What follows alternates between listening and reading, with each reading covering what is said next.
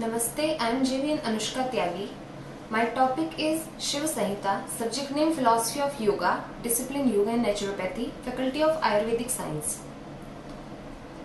Introduction. Shiv Samhita, also known as Shiv Samhita, meaning Shiva's Compendium, is the Sanskrit text on yoga written by an unknown author. The text is addressed by the Hindu god Shiva to his consort Parvati.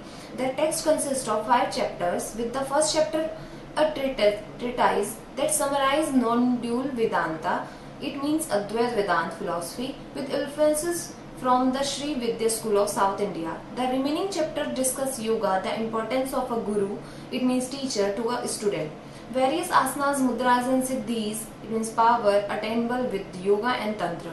The Shiv Samhita is one of the 3 major surviving classical treatises on Hatha Yoga, the author 2 being Ghiran Samhita and Hatha Yoga Pradipika. It is considered the most comprehensive treatise on Hatha Yoga, one that recommends that all householders practice and benefit from yoga. Talks about the spinal column and the nadis, of which 14 are important, out of which arise numerous network branches and branches of sub-branches, nadis that result in 3,50,000 nadis that supply various parts of the body and regulate the function of the body. Of the 40 nadis, 3 are important. These are Ida, Pingala and Sushumna. Of the 3, Sushumna is most important. Sushumna, Ida and Pingala have been identified as the important nadis, with Sushumna being the most important. Inside the Sushumna is the Chitra nadi and inside it is the Brahmarandra, the most subtle part of all nadis. Chitra is the favorite of Lord Shiva, talks about location of Kundalini at the base of Sushumna. Kundalini has 3.5 coils, the Ida representing moon on the left side, coils around Sushumna representing fire and goes to the right nostril representing sun, and the Pingala coils around Sushumna and goes to the left nostril. The Sushumna has 6 energy centers, 6 lotuses known to yogis. Heart chakra or Anahat chakra. Heart chakra is described as a divine lotus with 12 petals that have Sanskrit letters. Prana lives in the heart along with the past desires and egoism. The different modifications of this prana result in 10 principal types of pranas. These are Pran, Apan, Saman, Udan, Vyan, Nag, Kurm, Krikal, Devdat and Dhananjay. Of these, the first 5 are important one, and of them the first 2 Pran and Apan are the most important. The heart is the seat of Pran, the anus is the seat of Apan, the navel region is the seat of Saman, the throat is the seat of Udan and Vyan moves throughout the body. The remainder vayus are in charge of functions like erection, it means Nag, opening eyes Kurm, hunger and thirst Krikal, yawning Devdat and Hikvas Dhananjay.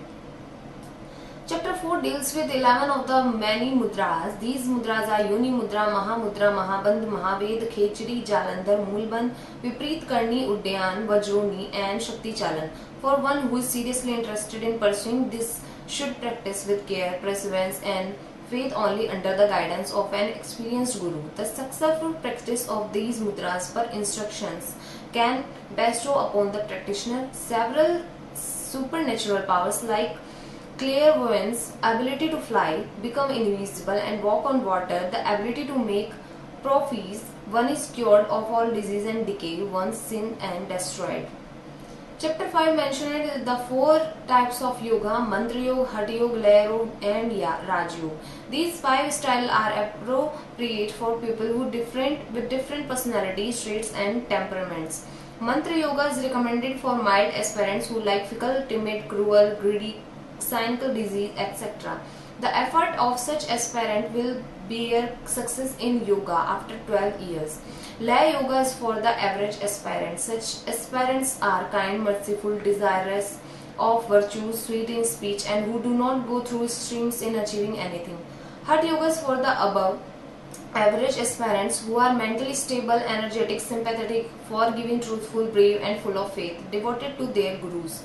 Always engaged in the practice of yoga, their efforts bear fruit in 6 years.